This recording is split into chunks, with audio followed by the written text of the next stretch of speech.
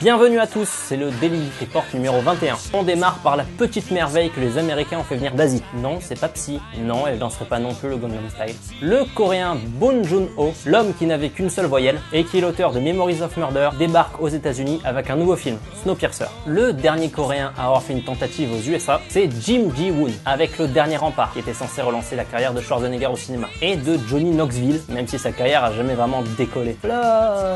On souhaite donc à Boone un bien meilleur sort. Jusque là, ce qu'on sait, c'est qu'il s'appuie déjà sur un casting plutôt confortable. Chris Evans, qui joue Captain America, Jamie Bell, qui était dans Billy Elliot, ou encore John Hurt, Tilda Swinton, ou encore Song Kang-ho, que certains ne connaissent pas, mais qui est en fait son acteur fétiche en Corée. Le type qui vient pas les mains vides, quoi. On sait également que Snowpiercer, c'est l'adaptation d'un roman graphique français, Cocorico, le transperce-neige de Jean-Marc Rochette. Ça raconte l'histoire d'un train dans le futur qui passe son temps à rouler à travers un hiver éternel et dont chaque compartiment renferme une classe sociale différente. Un futur signé Wall Street et McDonald's. La bande annonce comme d'habitude.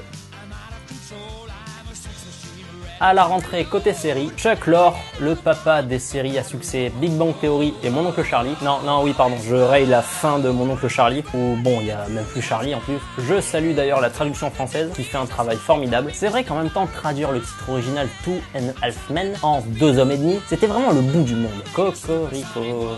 Enfin bref, Chuck Lorre lance à la rentrée une toute nouvelle série qui s'intitule Mom. Ça raconte le quotidien d'une mère célibataire de 40 ans qui doit jongler entre ses enfants, son travail de serveuse, son ex-mari qui n'a plus de maison, sa mère très envahissante qui se tape des petits jeunes, et surtout sa nouvelle sobriété après des années d'alcoolisme.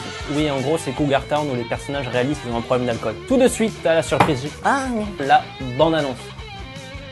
On termine par le jeu vidéo qui vient bientôt sortir sur PS3 et qui vous permettra, comme le jeu vidéo John Rambo, de revivre un film plein d'amour et de tendresse. Il s'agit donc Back, adapté du classique. Oui, maintenant c'est un classique. Vous ne suivrez pas les aventures de Tin, le héros au coude et aux genoux très tactile, dans son combat pour récupérer la tête de Bouddha qui a été dérobée dans son village. Non, vous êtes un type avec des épées qu'on voit de profil et qui se bat dans la jungle. Donc, pas de Muay Thai. Le trailer est disponible là-haut.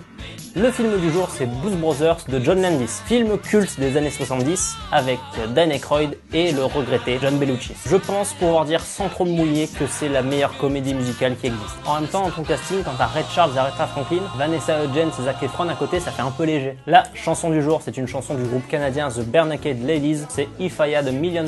Et c'est tout pour aujourd'hui, et à demain. Maybe we could put like a little tiny fridge in there somewhere. We could just go up there and hang it. Like open the